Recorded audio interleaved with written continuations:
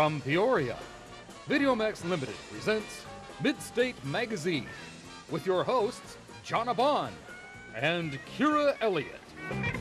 State of the Arts with Davida Jackson.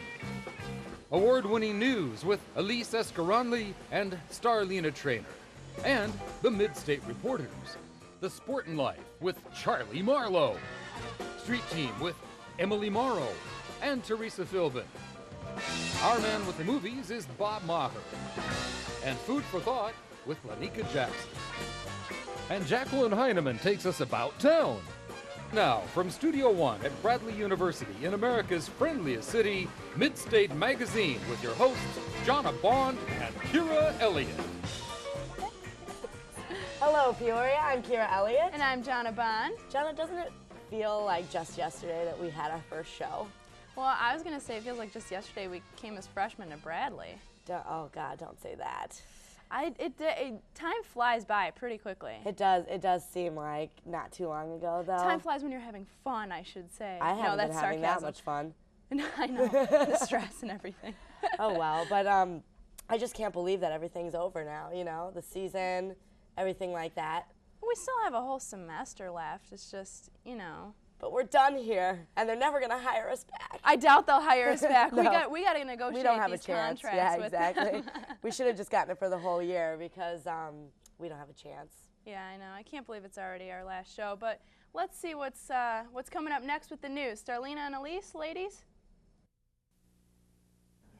Hello and welcome to Midstate News. I'm Elise Escaronli. And I'm Starlina Trainer. Bradley recently named two alumni to the Board of Trustees. David Rich, Director of Rich Products Corporation and full-time Anglican minister, was named to the board. Hersey Hawkins, perhaps Bradley's most well-known graduate, was also named.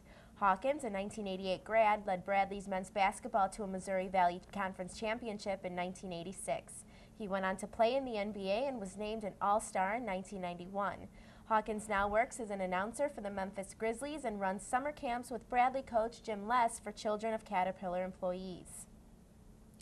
Peoria area fire stations are sporting a holiday decoration of their own this season. For the 8th year in a row, stations are donning large wreaths of red lights. In an effort to promote fire safety this season, a red light will be replaced with a white one for every house fire the station responds to.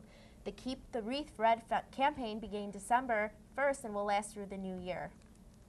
A local Peoria church celebrated 100 years of serving the community this month.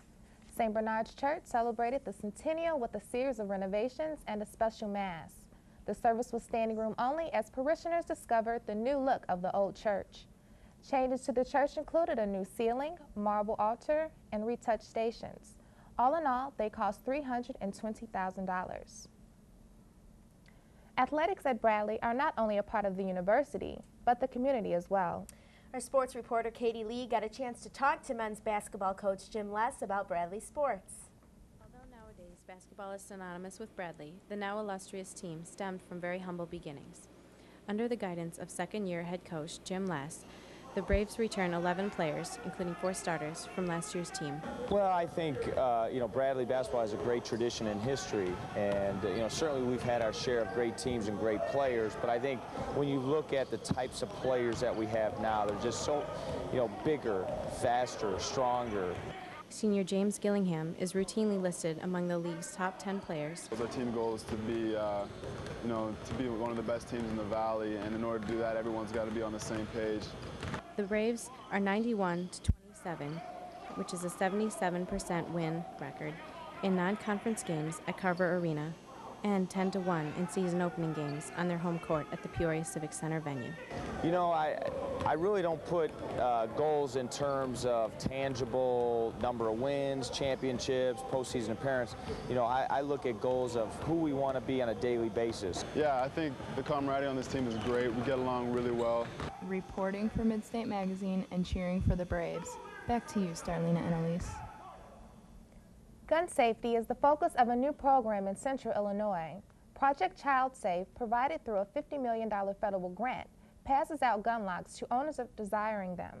The locks put whoever has the key in control of the gun, says El Paso Police Chief Jeffrey Price. The program also allows local gun owners to sleep soundly at night, knowing their guns are safely locked up.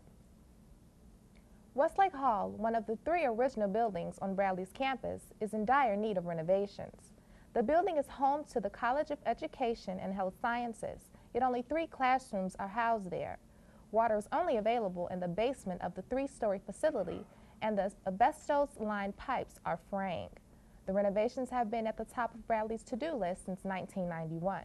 Administrators say the proposed renovations, creating a mirror image of the building connected by an atrium, will cost between $8 and $13 million. Normal will soon be home to a transportation center much like the new one on Jefferson Street in Peoria.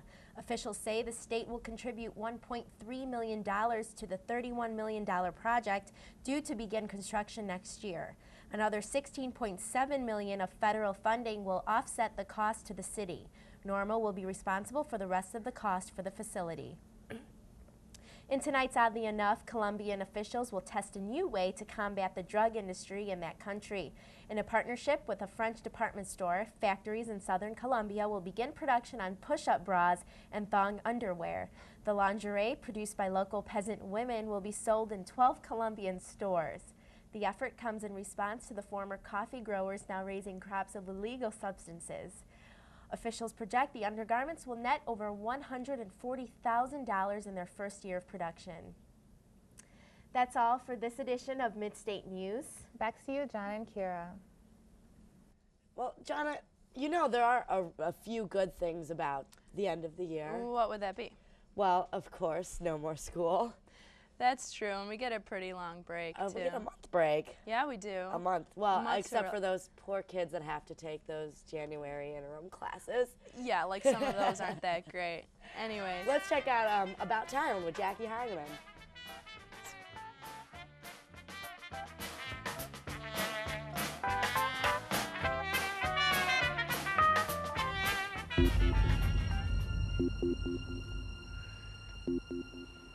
This is it.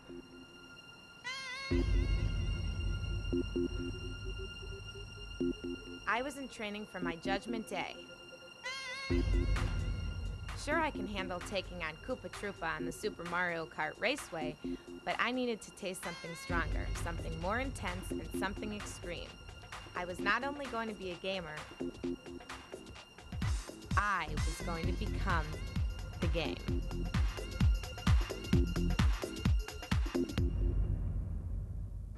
As I entered, I wasn't sure how my fortune was going to play out, but I was determined to make it high quality.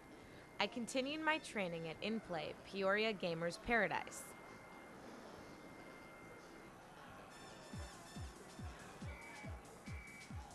My warm-up started with an on-your-feet, hand-eye coordination test of skill. I realized that there was more than just tests of ability in this gamer's utopia. InPlay offers things that the average arcade does not. It's got 2 floors. We also have a sports bar, a good restaurant, and we have a rock climbing wall, which I've never seen an arcade have that either. So I guess that would separate it from other arcades. One such experience is the Indy 500 racing cars, which puts people right in the driver's seat. It's got 4 cars, and they all, as you turn, like they will also turn, and like if you hit a wall, they'll shake, and they're all on big screens, so it's really realistic. After the race, I saw something I knew I had to conquer, the indoor rock climbing wall. Standing at 28 feet tall, this is a challenge for even the most experienced gamer. Unfortunately, I could not brave the wall, but one of my younger competitors took it on with ease. All age groups can participate in the games that InPlay offers. While kids are playing, adults can relax and play more mature games and fill up on game juice at the bar located at InPlay. Most people just come here to get drunk and play games, man. I would say arcade games have always been a step above playing games at home. It's more interactive, more realistic, and you can meet new people while you're at it, and it's just a better time.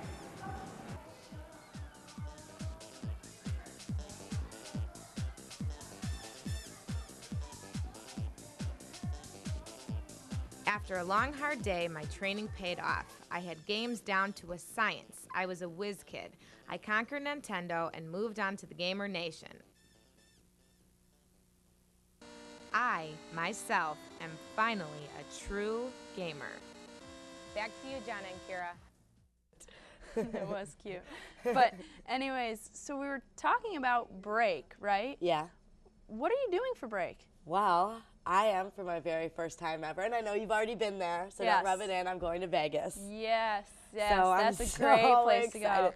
Although You're we went to going the casino last night, I lost 20 bucks. We're not going to talk about that. Let's lift our spirits and check out Date with Destiny with Carrie Thompson.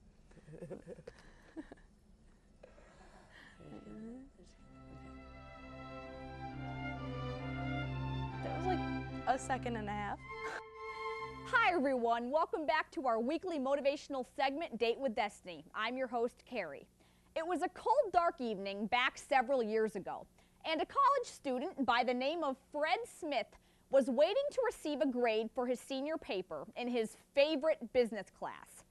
Fred was never a very good student, but he'd put his heart and soul into this paper. The paper assignment was to write a business plan for a startup company. Fred wrote about his entrepreneurial dream. He had a vision of a company that had the ability to deliver packages overnight to anywhere in the world. Unfortunately, the look on his professor's face when he entered his office was less than satisfying. His professor handed him the paper with a big red C, saying his ideas were completely unrealistic and unachievable. On that day, Fred was faced with a decision. He could allow himself to give up his dream because of outside opinions, or he could risk everything he had to make this dream a reality. The bottom line, Fred's little idea worked. He is now the founder and CEO of Federal Express.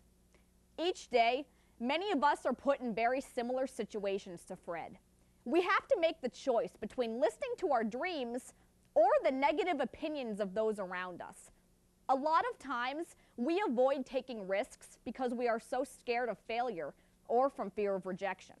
This ability to put ourselves on the line and take risks for our dreams is a skill imperative to our personal success and well-being. It's so easy to sit on the sidelines because in doing so, we have no way of losing or getting hurt. However, for us to truly live, we need to experience both victory and defeat. In the long run, taking risks is the only way to challenge ourselves to become better. Remember, incredible things can be achieved with a little belief in ourselves and the desire to risk it all. Back to Jonna and Kira. Yeah, let's do that together. Okay, so Jonna, I'm really sorry. I feel really bad. I didn't ask you what you were doing over your break. That's not important. So you're doing too many. Okay, I'm just going home. Maybe going on a job interview if this whole Midstate magazine thing doesn't pan out. Doesn't pan out, right? All right. But why don't we check out what's going on with Food for Thought with Teresa Philbin?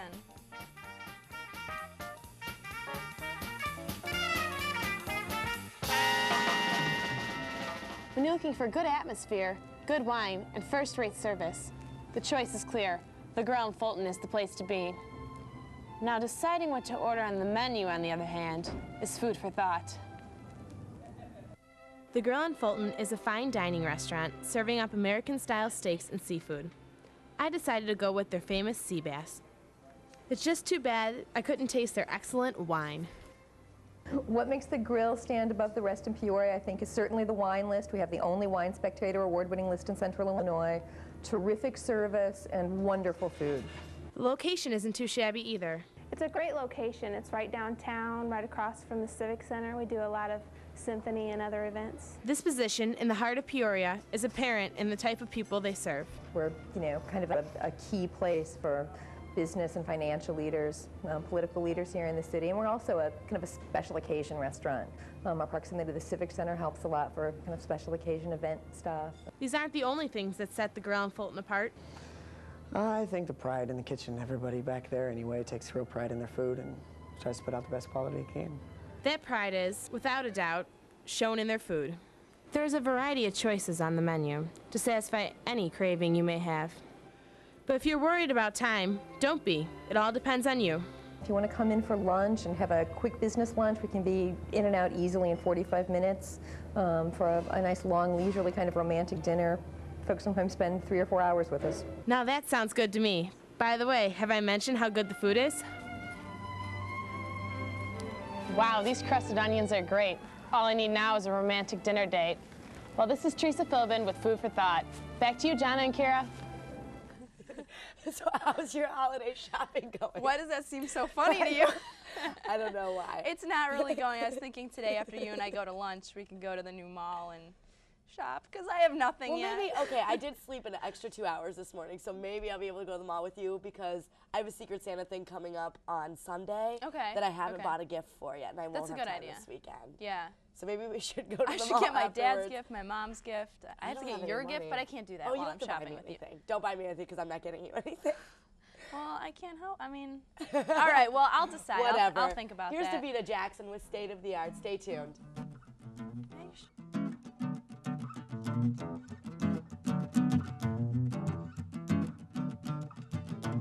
Hi, welcome to this edition of State of the Arts with your host, Davita Jackson. And today we have Carla, Ryan, and Doug, and they're going to do our radio play of The Christmas Carol. Action! Scrooge and Marley's, I believe? Have I the pleasure of addressing Mr. Scrooge or Mr. Marley? Mr. Marley has been dead these 7 years. Since you ask, he died 7 years ago this very night. Oh. Well, I have no doubt his liberality is well represented by this surviving partner. At this festive season, Mr. Scrooge, it is more than desirable that we make some slight provision for the poor and destitute. At this moment, sir, many are in want of common necessaries and are suffering greatly. Are there no prisons? Plenty of prisons. And the union workhouses, are they still in operation? They are. Still, I wish I could say they were not. Well, the poor laws are still in full vigor then? The courts are very busy. Oh, I was afraid from what you said at first that something had occurred to stop them in their useful course. But, sir, these organizations scarcely furnish cheer of mind or body to these unfortunate people. It is because of that a few of us are endeavoring to raise a fund to buy the poor some means of meat and drink and means of warmth. We choose this time because it is the time of all others, when want is keenly felt and abundance rejoices. What shall I put you down for? Nothing.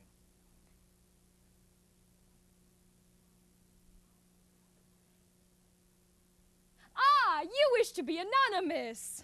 I wish to be left alone. Since you ask me what I wish, that is my answer. I don't make merry myself at Christmas. My partner Marley never did. And I can't afford to make idle people merry. I help to support the establishments I have mentioned. And those that are bad enough must go there.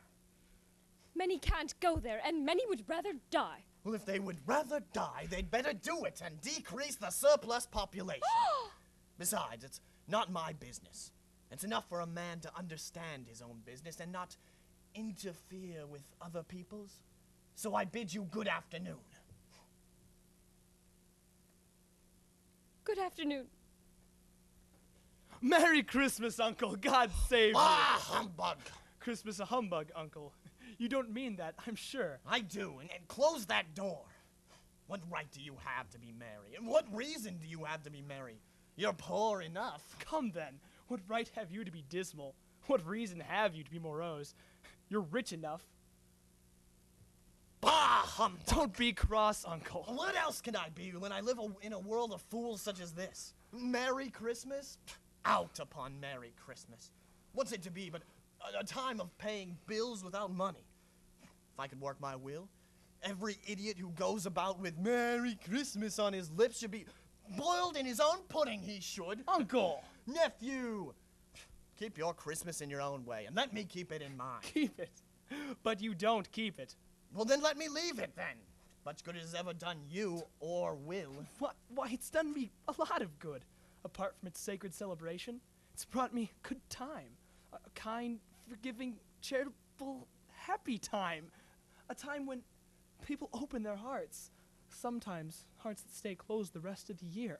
Yes, Uncle. Why, it has never put a scrap of silver in my pocket.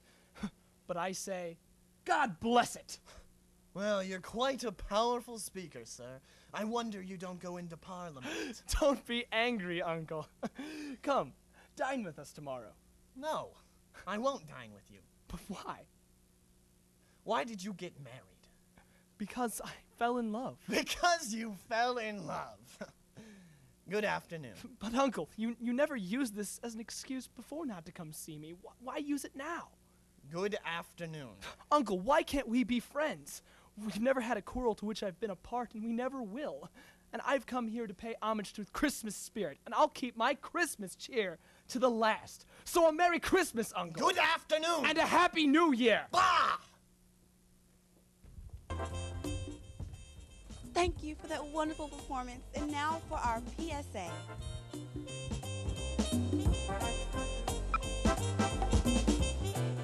I don't want her to be labeled. He's just like I was in school. It's just a phase. He'll get over it. Millions of kids have learning difficulties and are struggling in school. But instead of excuses, they need help. They learn differently. See how far your child can go. Visit focusonlearning.org. Do it for your child. Do it for yourself. But do it now. And we're back for the interview. I'm Davita Jackson, and I'm here with George Brown, the director of the play we just saw, Christmas Carol, and it was so good. It actually was on air, not on air, but it was performed in the Hartman Theater last weekend. That's right. December 6th and 7th, and it was so good I had to have you guys come on the show and give us a little excerpt of it. Well, thank you for having me here, and my cast. And you're also in the production. That's right. I'm playing the Ghost of Christmas Present. The Ghost of Christmas Present. That's so right. how is it? Why did you choose to bring A Christmas Carol to Bradley and choose it to be a radio play? Well, when we started to do a season of the great novels, we thought of all the novels that everybody knows, Christmas Carol was right on the top. And we wanted to do a holiday celebration, share the joy of the season with all of our friends at Bradley University Theater, so it was A Christmas Carol. And what made you decide to make it into a radio play instead of a regular play with the costumes and everything? Well, two things, budget considerations. We're adding 2 extra shows to the entire season this year, so to make them happen, to give the actors the opportunity to perform, we wanted to find a minimalistic way to make it happen. Also, by doing it on the radio, we're opening our theater up to a whole new audience. We're able to burn these to CD, we're able to burn it to a DVD and share it with our audience as well.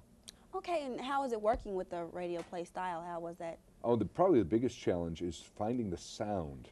We're such a visual audience and we see everything. To let them hear or actually see with their ears is the big challenge of making the radio show work.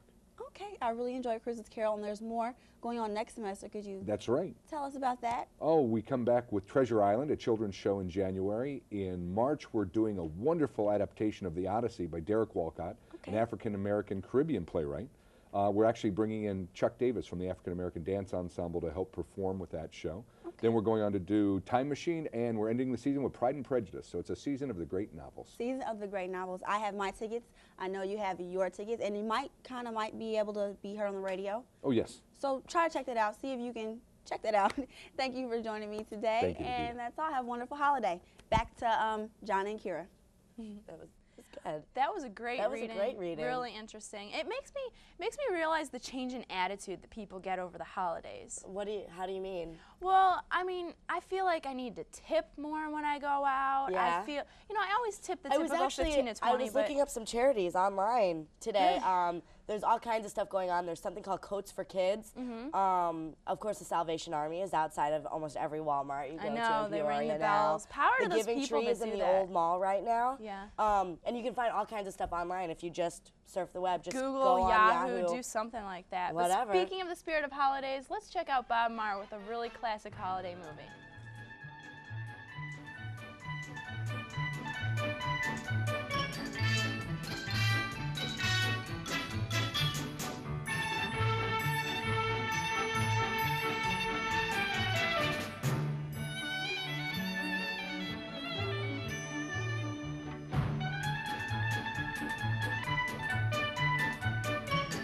Hello everyone, welcome to Get Real. This week, in the spirit of the holidays, we'll be taking a look back at the greatest Christmas movie of all time, It's a Wonderful Life. This holiday classic was made in 1946 and stars Jimmy Stewart, Donna Reed, and Lionel Barrymore. Our main character, George Bailey, is pushed to the end of his rope on Christmas Eve. After giving up most of his dreams for the good of his family and the community all his life, he is suicidal because he has gone broke and is losing his business. But before he can go through with anything, he is intercepted by his guardian angel, Clarence. I wonder what Martini put in those drinks. Hey, what's with you? What'd you say just a minute ago? Why'd you want to save me? That's what I was sent down for. I'm your guardian angel. I wouldn't be a bit surprised. Ridiculous of you to think of killing yourself for money. $8,000. Yeah, now just things like that. How do you know that? I told you I'm your guardian angel. I know everything about you. Well, you look about like the kind of an angel I'd get. Sort of a fallen angel, aren't you? What happened to your wings? I haven't won my wings yet. That's why I'm an angel second class.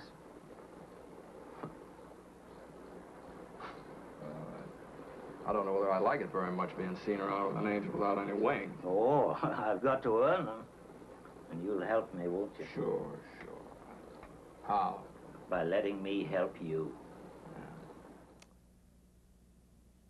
Clarence shows George what the world would be like if he had never been born and how much of an impact he has had on everyone he has ever come into contact with. This is a great movie for the holidays because it reminds us that our family and friends are worth more than all the money in the world. They are the ones that we can truly depend on when we are at our lowest. Well, everyone, I guess that's it for Get Real. Have a safe and happy holiday. And back to you, John and Kira. So funny. That was funny. Cute. My favorite part about the holidays is New Year's Eve. I'm not as much a big fan. I usually just babysit. Like, make money instead of spend it. That's too bad. No, because it's, okay. First of all, my feelings about New Year's Eve started when I had no plans one year. And then I just decided to start babysitting, and it is so cute to see the kids' faces. No, I'm being genuine right now, I swear. I'm sorry. No, it's really cute. Their excitement that they get to stay up until midnight or even later and like eat sugar. Yeah, I used to be that way too. I remember how it was. Yeah. Coming up right now is Emily Morrow with Street Team.